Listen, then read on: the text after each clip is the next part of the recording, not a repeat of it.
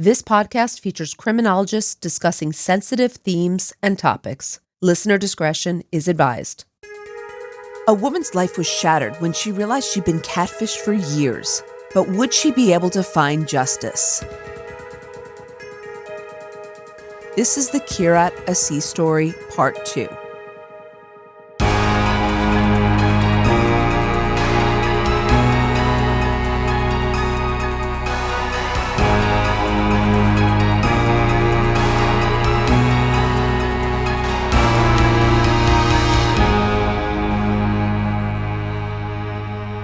Hi, Amy, and welcome back to our listeners for the conclusion to the Kirat Assi story. So many questions. I really hope you're going to clear up some of this. I need to know motive. Well, I'm going to tell you this. Remember at the beginning, I said that we will have an interesting conversation. I will be able to address some of the why, but I said this case was going to leave you with questions, and some will be unanswered. Okay. Or some you might feel like are unanswered.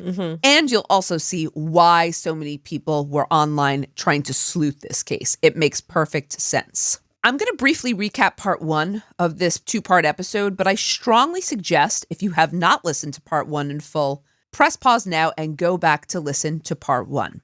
In last week's episode, I introduced us to Kirat Assi, a young, successful, and happy woman living in London, had befriended a man named Bobby. While Bobby wasn't really an acquaintance of Kirat's, she'd seen photos of him on Facebook and she knew who he was. She and Bobby had developed a friendship that went on for some time with a hiatus, but after tragedy struck, they not only resumed an online friendship, but made the decision to enter into a romantic partnership. Now, this was at a time where Bobby was living in another country and he was undergoing substantial medical treatment. And Kirat was really there for Bobby. She was one crucial part of his support system. After the relationship turned volatile, though, Kirat decided to hire a private investigator who determined that Bobby lived a lot closer to home than Kirat had thought. In fact, he was just an hour car drive away.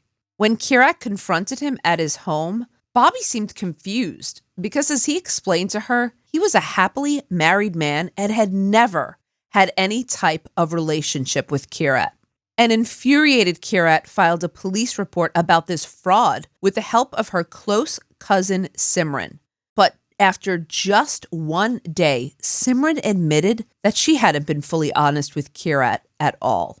Though Simran had also known Bobby, she admitted that the real Bobby had no idea who Kirat was because it was actually Simran all those years just pretending to be Bobby. But while Simran seemingly went on living her life, a devastated Kirat found no help from the police and believed she might not see any form of justice for this dubious, almost 10-year scam perpetrated by her own cousin.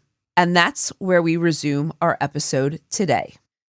With virtually no assistance whatsoever from the police and very little familial support, Kirat began to feel like she was running out of places to turn, though she was still determined. Kirat was very angry, as you can imagine, and she was in some way going to find some form of justice or some way to hold Simran accountable. And I think this is going to be also a great discussion for us. What is justice to people? Because I think it was different to Kirat than what we might traditionally think. So when Kirat went one day to have a meal with a restaurant owner for a business contract, she had no idea how this meal would change her fate. Just so you know, at this time, Kirat had gotten back to work. She was working in television advertising, and she'd met with a restaurant owner named Amrit to go over a contract. I don't know how it happened, but somehow, at the end of their business conversation, Kirat briefly mentioned her legal case. Now, from what I read, just so you know, and from what I listened to on the podcast, it almost seemed like this was at the prompting of the owner. He was vague about it, but said he suspected something was going on with Kirat, some type of legal situation, or she was involved in some situation that she wasn't really divulging, likely because it was a business contract. Yeah. I'm really, really not sure. She wasn't clear about how she came to divulge it or what he said that prompted her, but she did share her ordeal with him. Did the media get a hold of this story? You said she was trying to pursue she was trying to get legal help. Was she also pursuing a civil case at this time? And how much was this out in the public? So is it possible this restaurant guy heard about it? Great question. It was not public yet, but it would become public later. And I promise to take you through that. I think the reason why, though, Amrit was also, you might ask, why this business owner? Why was he concerned? Well, it turned out that Amrit was also a part-time solicitor, a legal solicitor, who worked for crime victims. Okay. So perhaps what he was sensing was that Kirat had been victimized in some way and there was something he could do to help. Okay. Seems kind of weird. This was his area of specialty. Okay. All right. He might just have a good radar for this type of situation. Okay. But he was very intrigued by Kirat's case after she told him the story, saying that while he didn't usually get emotionally involved in cases, he was infuriated when he heard the whole story. And he said, I believed Kirat every word she said from the beginning. And just hearing how she had been treated by Simran, by her family, and by the police only prompted him to become involved. So Amrit agreed to help her. The first thing they did was they went to the police station. He said, look, I know you've called the police station because she said, I've been trying to find out if they're going to do anything at all. And I seem to be a joke there. And he said, well, you haven't had representation. So let's go together. And perhaps as a solicitor, I can find out what's going on. So they went to the police station. They asked to speak with detectives. He explained that he was a solicitor who was helping her and that they were willing to provide any documents, any information, any interviews that might help support an investigation into Simran's conduct. He was trying politely to put pressure on the police, but it was obvious, he said, that they were avoiding him and Kirat. So this pressure that he was trying to apply, it wasn't really working. Is it because the police just thought this was a private matter? They couldn't be bothered? Is that what's going on? Yes, they weren't seeing the charges immediately. There are charges that were implicated here and that I promised to cover. But at first, they saw this as a catfishing prank among family members that had gone too far. Okay. They didn't take it serious. And they really didn't understand, as a lot of people don't, the severe consequences of this type of fraud and what happens to the victims. Seeing that this tactic wasn't working, Amrit helped Kirat find an attorney who specialized in online harm and internet stalking. And the attorney they found was all too willing to join Team Kirat. So what they did next was to draft a letter of intent to Simran. I don't know much about legal letters of intent, so I hadn't heard of this. But what this letter of intent does is simply alert Simran that Kirat and her legal team intended to file a legal action against her for committing the following violations against Kirat. The first one was misusing private information. The second one, a breach of data protection. And the third, online harassment. So these are the issues that they see, or the infractions that they see that Simran's committed. Now, Kirat always said her real goal was always to get a public apology and explanation. What really bothered her was she didn't understand why. I think the very question that we're asking and that our listeners are going to be asking. And she also wanted vindication that she wasn't the problem because many people had blamed it on her. Now, Kirat said she didn't think it would be that difficult at this point because Simran had confessed to the wrongdoing. She didn't say why, but she did confess to it. And also, Kirat figured, well, Simran now has this high-powered job. She's a vice president of a company. She has a lot to lose by being sued. Yeah. So wouldn't she just comply and provide the explanation? So, Meghan, she's also pursuing a civil suit because you said being sued. They're making it illegal? This letter of intent, it's a civil action. Oh, I thought they were going to the police to try to get legal recourse. They did go to the police, but the police were still not helping. So with this new kind of powerhouse attorney who specialized in this type of fraud and online harassment, he said, let's go to the civil courts. Gotcha. And I'm sorry, I should have been very clear about that. So this intent to file was based on a civil action. And I think Kirat and her team were very surprised by Simran's reaction and her legal representation. Simran was not about to apologize. In fact, her response from her legal team might surprise you, so get ready for this. Okay. They drafted their own letter with allegations against Kirat. Here's what they claimed. Kirat was substantially older than Simran, in her 30s, while Simran was in her late teens to early 20s when the Bobby relationship began. And I put air quotes on that. So they argued that Simran was the actual victim in this case. What? Yes. Here's what the letter said. Okay. Quote, "It is our case that your client groomed our client to play her part in this elaborate but ludicrous interaction. We would agree that there has been extensive manipulation, but it is the defendant's case that this has been carried out by your adult client." That was taken directly from the podcast Sweet Bobby. There's no evidence of that. This is absurd that they're even suggesting. Their claim was that Kirat had always known that Simran had pretended to be Bobby, but that she liked the excitement and the attention from this scenario. What? And so she had willingly engaged in this relationship in which she was the adult and really the leader, and she should have known better. Wow, poor Kirat. She just keeps getting re-victimized. You have to think about that too. She was just victimized over and over again. And I really don't think that she or anyone on her team expected this type of response. Now, in the end, they said that if Kirat was to pursue this action, they would go public with their own accusations of Kirat as the aggressor in this situation. Is that not extortion?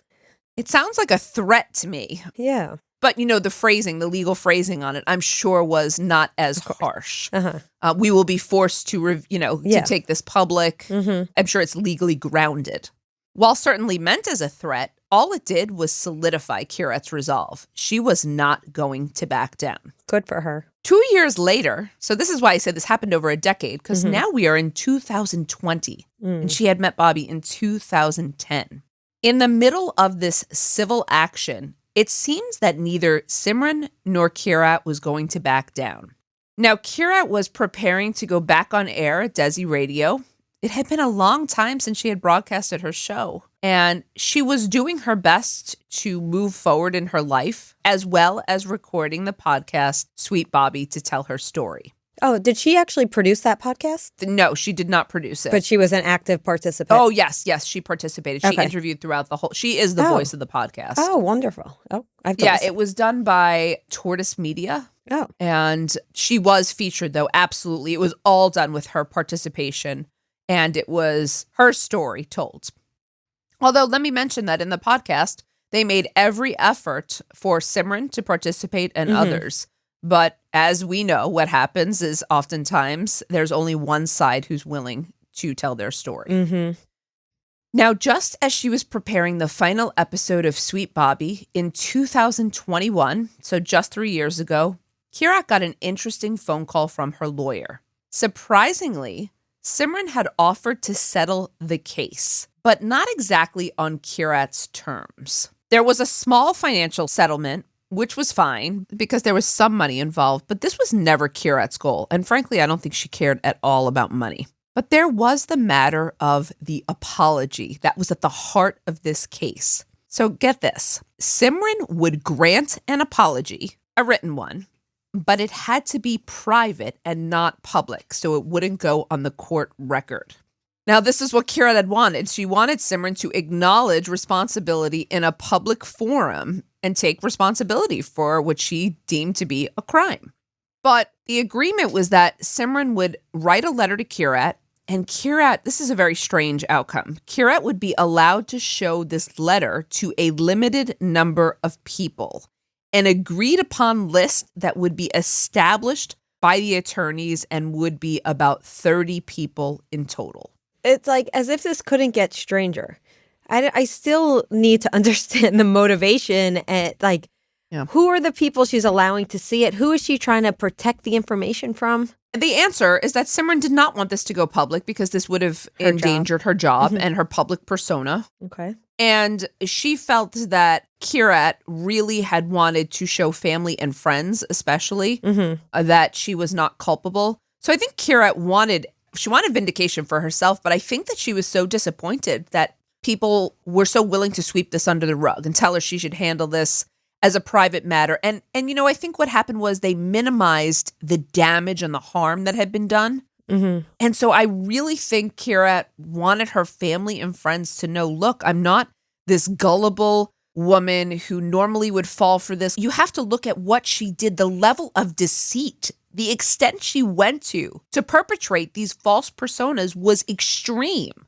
Did Kirat want it to go public, like to the media, the popular media? I don't think Kirat wanted it to go to the media, but I do think she really wanted it on public record so that people would know that she was a victim and so that Simran would have to admit what she had done in full. Mm-hmm. I don't think Kirat was looking to become some type of celebrity or martyr. I really, truly think she just wanted to clear her own name because it seemed the blame was falling on her.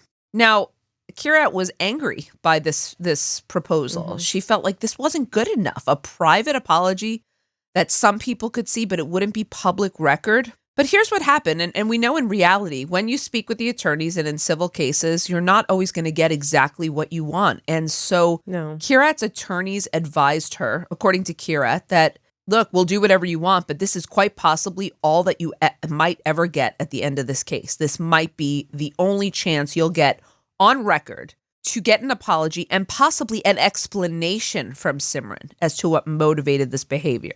Part of the deal was an explanation of motivation? It was an apology. I don't know what the exact stipulation were. I think this is what Kirat was always hoping for, was an explanation of why. So this gets a little odder to me because Simran apparently wrote a letter that addressed her behavior. I'll explain in a second. She wrote a letter, but Kirat didn't really think the letter fully addressed the extent of what she had done. So Kirat added her own changes to the letter. Like she edited the letter that Simran had wrote to her. This is getting, I'm like picturing like a Google Doc with track changes, and this just seems so absurd. Like this shouldn't be so hard for a victim. I don't think so as well. It's a bizarre situation, and it's a rare one. I haven't really heard of this happening. Ultimately, I can tell you that Simran and her lawyers did accept the letter with the changes, and Kirat did feel like this was the best she was going to get. Now, while she wasn't able to share the specific contents of the letter with the public, this was some type of apology and ownership of the actions perpetrated by Simran against Kirat. So it was an acknowledgement that Kirat had been fooled, that Simran was responsible, that Kirat wasn't complicit, and that she had emotionally abused Kirat for close to a decade. Was there any financial award? Yes, there was a small financial settlement. I don't know what it was, but I believe it was a nominal amount. Okay. There were expenses that Kirat said she had spent, maybe like medical. I think she had even bought Bobby's kids' clothes, or, like she had spent some small amounts on gifts. You know what I mean? Like things that weren't huge amounts. This was not a financial scheme. There was no, Simran wasn't taking money from her for any type of medical condition or anything like, it wasn't about money at all. Are we going to discuss how she was able to disguise her voice? Because you said they spoke mostly on typing, but they did have some phone calls, and there were some phone calls between other people involved. So how did Simran pull this off? There's technology to do that. I really don't know how it's done. Okay. But I know that there are voice disguisers that you can use. I also know that at one point, because Bobby's vocal cords were damaged, he had to whisper. So whispering was a technique that was used as well. But she's a female. This is very... Simran. Yeah, I'm wondering if she tried to disguise her own voice, but this, I need to know, Meghan, please tell me we get some information about motivation, because... We're going to get some. Okay. So hold tight, but, don't bank on getting the answers that you want. But okay.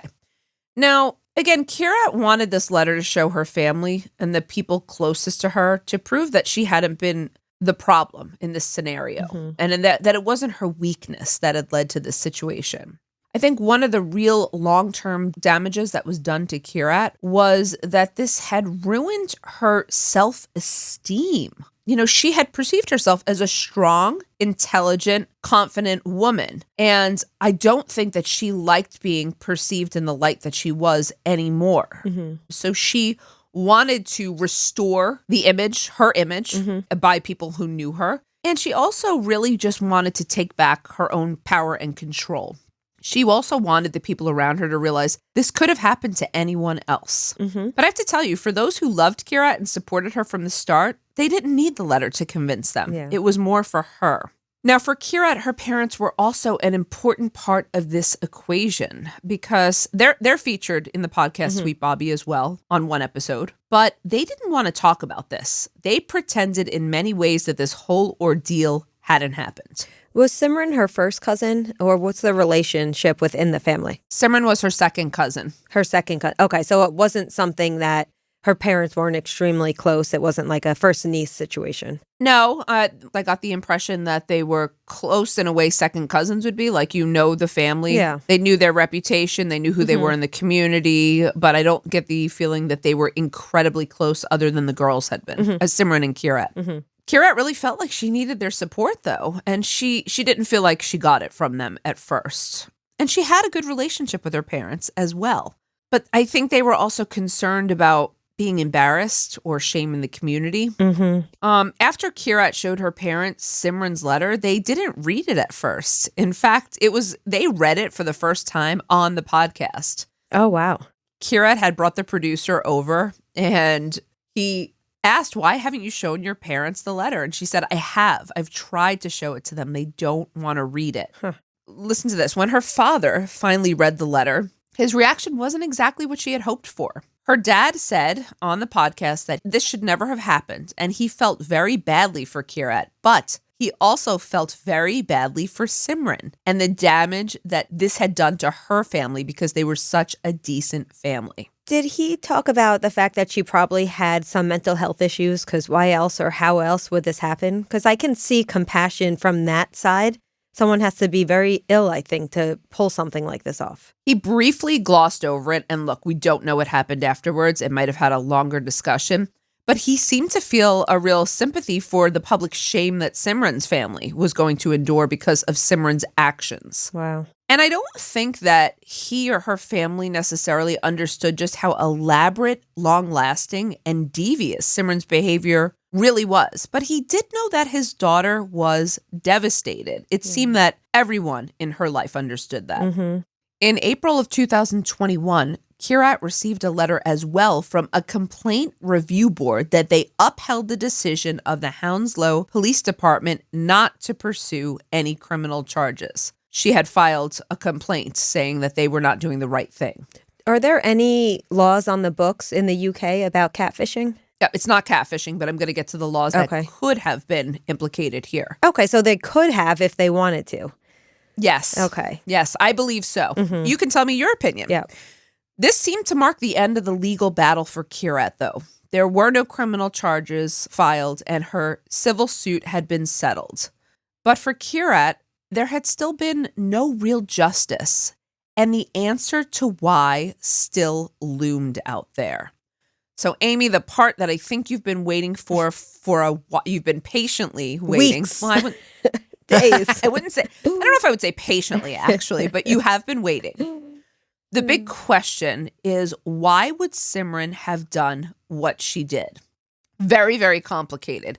Let's begin with what we know about Simran. And of course, it's not going to be all the information we want, but it's what I can offer based on what I could find. And the description that came primarily from Kirat. In fact, Amy, if Kirat hadn't been so open or forthcoming on the podcast, I don't know that we'd have very much information about Simran at all. Wow.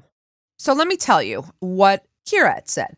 She said that Simran was considered a very good girl. She had an excellent reputation in her family. Okay. She was the girl who did everything her parents expected. She was a responsible young woman. She was academically extremely successful, and she was, quote, culturally appropriate. So she acted within the norms of her culture and what her parents had expected of her.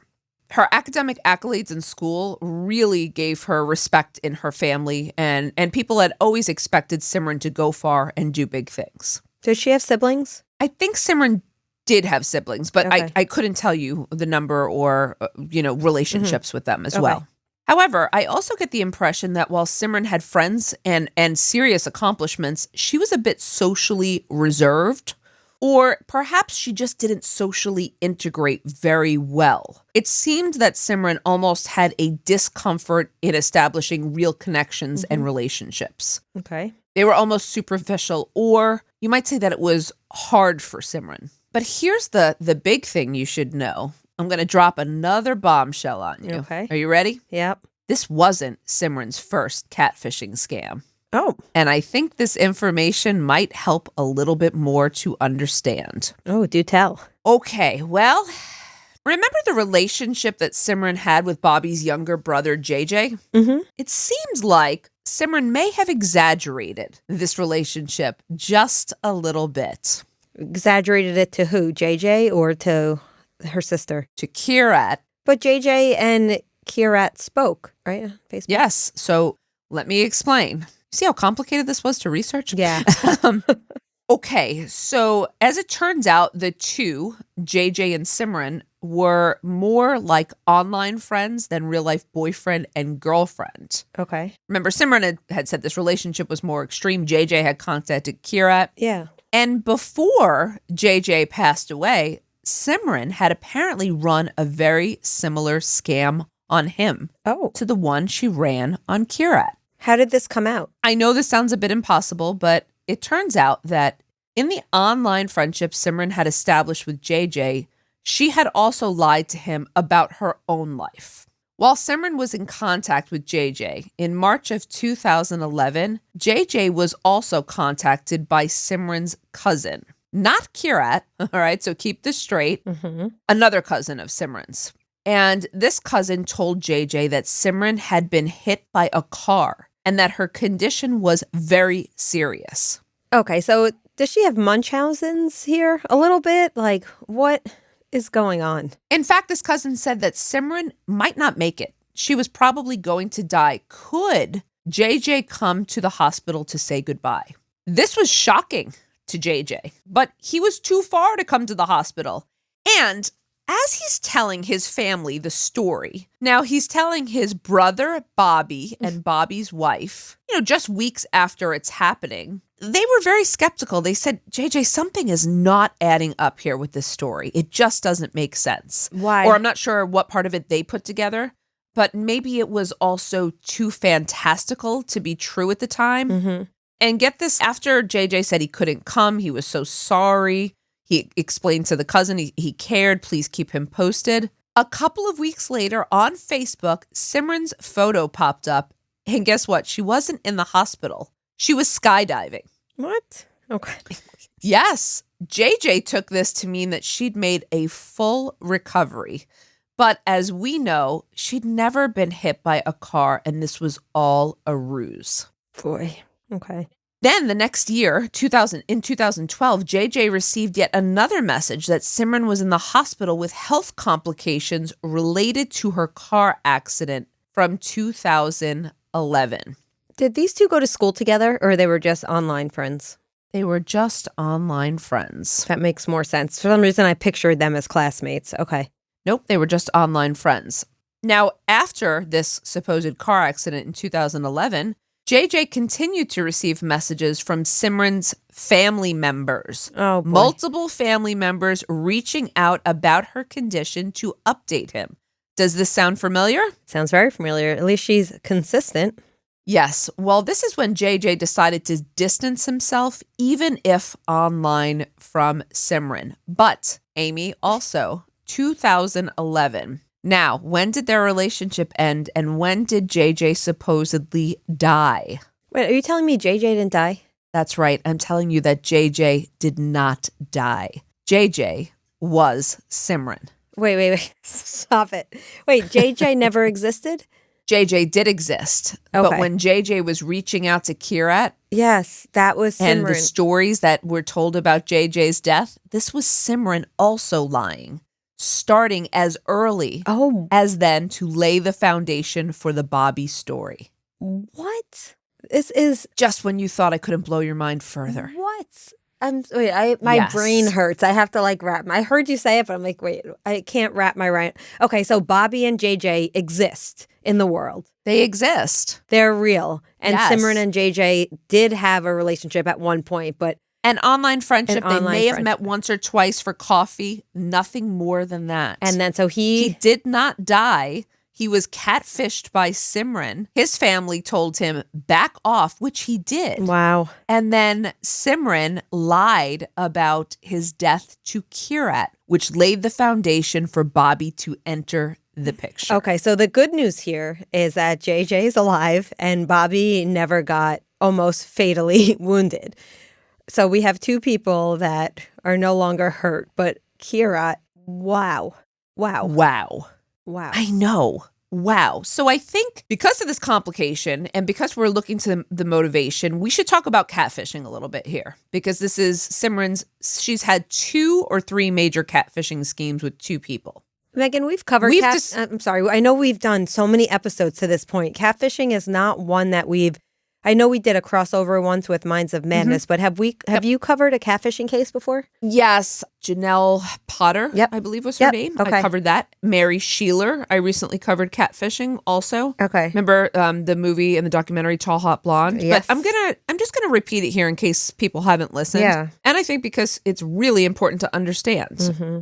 Catfishing implies that someone is luring a victim online by pretending to be someone else, by creating a fake identity, usually.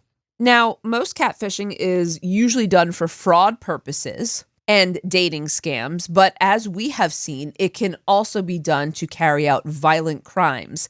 And as we also know, this is a tool for online sexual predators, and in particular, those who are targeting children. Now, there's a huge profile, but I can tell you some of the things we know. Those who become involved usually suffer from low self-esteem, extreme loneliness, and boredom, though there are also, on the other side, people who suffer from serious personality disorders who prey upon victims, having no regard or sympathy for the pain they cause. And these are your real predators, or initially begin as predators. So how do we explain Simran? Thinking of catfishing, wasn't there an MTV show like a decade ago? They were before their time. That show must have been on in maybe 2010, 11, 12. They were the first show to illustrate these behaviors. And it really became, I don't know if they popularized catfishing. They might or have. if they just showed what it was. But yes, it was, I'd say, a little bit preceded a real era of serious catfishing crimes.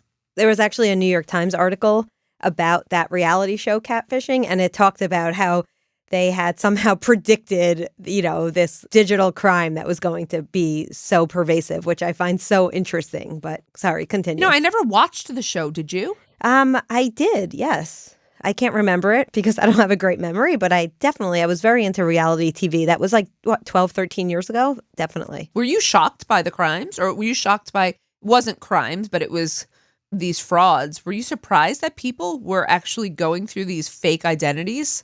Yes, but I also remember saying that could never happen to me. The people, I almost felt that the people who were being catfished were people that must have, they were ignorant in some way. But now when you see people like Kirat who were the victims and all these other stories we hear, it could happen to any of us. It has nothing to do with intelligence. None at all. And I think now that we know so much about catfishing, obviously the opinion changes. But people did believe that. They blamed Kirat. Actually, this is part of the sleuthing, but the online forums that I discussed, people were saying she was ignorant. She must have been an idiot. There were red flags. I mean, there was a lot of blame thrown at her. It's really sad. I hope she doesn't read those. Yeah, it is sad. And it is for people who don't maybe know as much. But I will say this was after the podcast. They'd listened to all of it and still felt this way. Okay, so let me go back to where Simran falls between these two categories. And my opinion is that she falls into both categories. I think that Simran began catfishing for reasons that were not necessarily malicious. I think her motives evolved into malice, but I think that she began because she was lonely, afraid of social connections, bored, trying to find a way to establish connections with people. But also, as we've come to understand now, the behaviors of catfishing and this online incessant messaging become addictive to the catfisher and increase feelings of power and control for ordinary people who don't feel like they have this type of power in their real life. And I think that's the addiction, the power that comes from it. And that dopamine hit every time you get a response from your victim. Every single time. Well, that's the addiction, but there's also the power. Remember, Simran, aka Bobby, began as being very nice, but all of a sudden he's becoming more controlling, more isolating, because Simran in real life is gaining the control and power that she didn't feel that she has. And we've seen what's happened from what's the experiment? You know, Stanford prison experiment. Stanford prison experiment. Yeah. When some people are given power, otherwise ordinary people can become seriously abusive. Now, Simran created 60 identities in the Bobby job, which takes a massive amount of time and effort, all while she maintained a full-time job. And she also had family relations, went on vacations.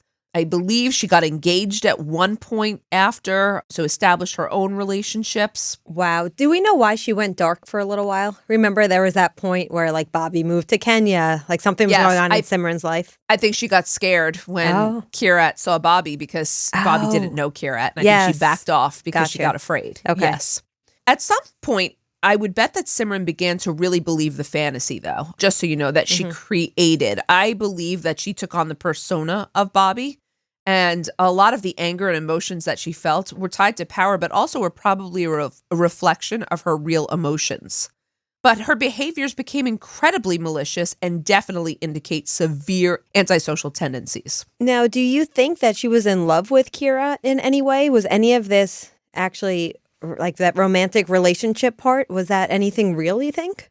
I don't think it was romantic, although that's been implied. I'm going to share some information from Kirat that I think might help answer this question a little bit.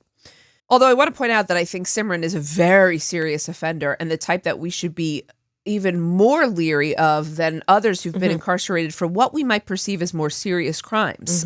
The antisocial, the severe tendencies here, and the implications, I think, are very long lasting. And I would be very scared about someone like Simran. But what was the motivation here? Remember that Kirat received a letter that she had written in part to reflect the true nature of the crime perpetrated against her. This was the apology letter. Well, before that final letter came from Simran's attorney, there was a draft letter. And it was sent to Kirat by Simran directly. I don't know if this was an accident or if Simran didn't understand the process. In looking back now, Kirat believes that this might be the closest she'll ever get, or she would ever get, to genuine answers and the truth. So what did this letter say? Well, it was an I'm sorry for all the hurt I caused. But what's more interesting is that she said that she was struggling with personal issues. But when she met Kirat as a teenager, she felt this super strong connection to Kirat. And then she created this shared fantasy for both of them because she thought it would bring them closer. And she felt like this shared relationship brought them both joy. Like it was a way for them to be closer and be more a part of each other's lives. And so this kind of joy that she initially received prompted her to keep the scam going. She said that there were times where she wanted to stop, and she said that was why, you know, she would be so mean to Kirat so that Kirat would just end the relationship with Bobby. But remember that even when Kirat tried to end the relationship, Simran, aka Bobby, would always find a way to bring her back in, and she had family members calling on Kirat. I don't believe the part that Simran ever intended to end the relationship actually at all. But I do believe, what I do believe is that Simran was a very underconfident, had low self-esteem, and idolized Kirat. And I think that she wanted to be so much more a part of her adult world than Kirat would allow. There was, remember, there was a 10-year difference between them. So Kirat saw this as sisters, and I think Simran just wanted more. I don't believe romantically, but I believe she just wanted to be connected and be a part of her everyday world and her grown-up life. And I think this was the way she saw to establish a connection with Kirat. I don't believe she ever intended it to go, 10 years and get to these lengths, as I don't believe most catfishers intend for it to go as far as they do. This is a disturbing question, but did their conversations get sexual? Like, were there pictures exchanged or did she talk about that at all on the podcast? Yeah, there was some implication that there was romantic or intimate conversations. Okay. I don't get the impression that that was the majority of it. Okay. More of it was them being together, spending time, the things they would do. But there was some, yes, there was some discussion of intimate relations between the two. Okay. Now, some might view this letter as being genuine or the closest thing that Kirat would get. Kirat did not. She said that, Simran only sent this letter after she was legally forced to do so. And if she had cared or wanted to be honest, she would have done so years before the legal complications. Mm-hmm. However, while Kirat doesn't believe one bit of the letter, I do think there's a kernel of genuine truth here. I do believe that Simran was trying to keep Kirat very close in a twisted, bizarre way, but she did so at the expense of Kirat's life because of the also addiction and the power and the control that she felt. So that's the closest to the answer that you're going to get from Simran and from me speculating. As I said, there's a lot of online speculation that differs from this. Some people said it was because she was so jealous of Kirat and that she wanted to destroy Kirat's life. Others said that it was absolutely romantically motivated the whole time. There were other theories that you could happily fall down the rabbit hole with, but that is the best explanation that I can see. Okay. All right. So I'm left with many, many more questions, but I do appreciate at least getting a little more information there. I want to know, so is she working now as an advocate in the area of catfishing or trying to get it criminalized, or what is she doing now? Well, first of all, before I actually finish with where Kirat is right now, you had asked about, could there have been charges? Yes. Did the criminal justice system get it right? First of all, I don't think there's a great form of justice for what Kirat lost. The intangibles, the mental health, self-esteem, physical sickness, the emotional wreckage. I think that kind of stuff you can't measure in the courtroom necessarily.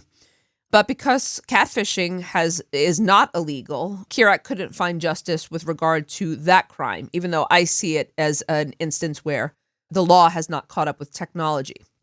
There was, however, a possible basis for criminal charges in the relationship between Kirat and Bobby, and this was based on coercive control. Okay. So I don't know if you teach or talk about this at all, but for people who aren't aware, coercive control is defined as an act or pattern of acts of assaults, threats, humiliation, intimidation, or other abuse that is used to harm, punish, or frighten their victim.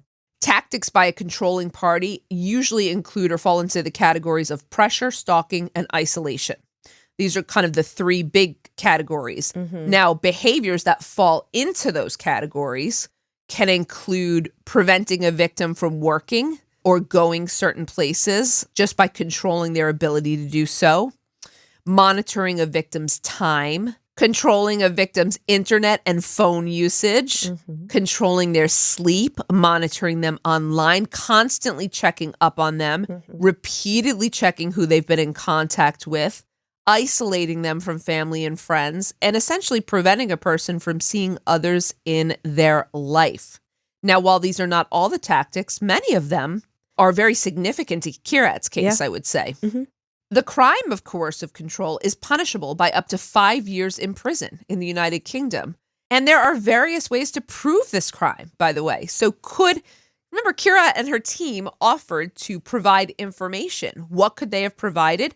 Copies of phone records, emails, text messages, medical records, witness testimony, evidence of isolation, so job withdrawal, again, withdrawal from family, testimony from employers. And there's more. And Kirat did present a lot of this information to the police.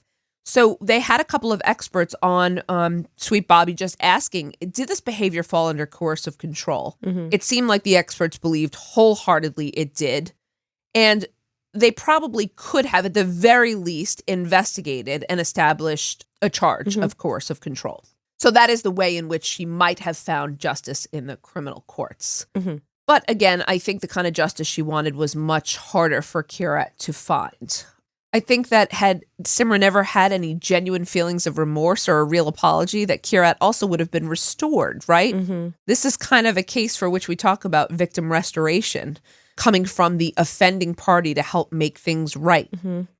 I also think in this case, had she been punished, it would maybe deter her from doing it again in the future. I know. I wonder if there is informal deterrence here from her family member. Like, do we think, I think Simran is always going to pose a real danger to people in society. I agree. I'm concerned about Simran's behavior and also about the victim blaming that Kirat sustained. Yes. This was really the motivator for her to do the podcast. So in the end, the type of justice that Kirat sought is one that was possible, I think, without even the criminal courts intervening, but it just wasn't possible in her case, given the perpetrator. I also wonder if the podcast has brought her some justice in the sense that I'm assuming most people who hear the story, I don't want to say side with her, but they feel compassion for what she went through. Yes. So that must feel good for her to, at least the court of public opinion seems to likely agree with her that she was a victim here. You're absolutely right. She received positive responses from the podcast and does feel some sense of vindication. And,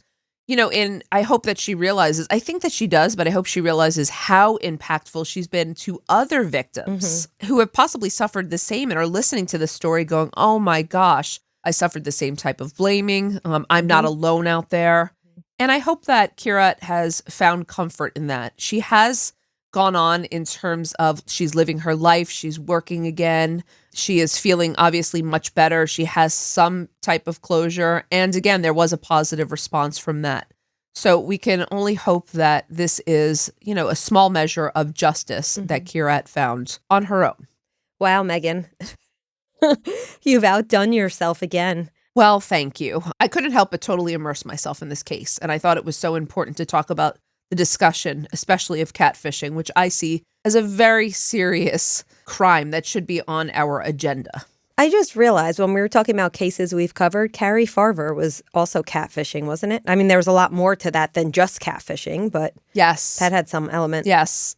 I think I'm really drawn to those cases as well because I see the real danger and the threat, especially in the behaviors perpetrated by the catfishers.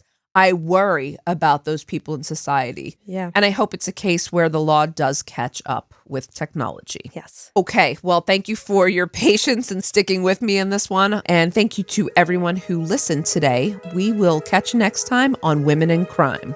Women in Crime is written and hosted by Meghan Sachs and Amy Shlosberg. Our producer is James Varga. Script editing is by Abagail Belcastro. Audio editing is by Siler Burr and Jose Alfonso, and music is by Desert Media.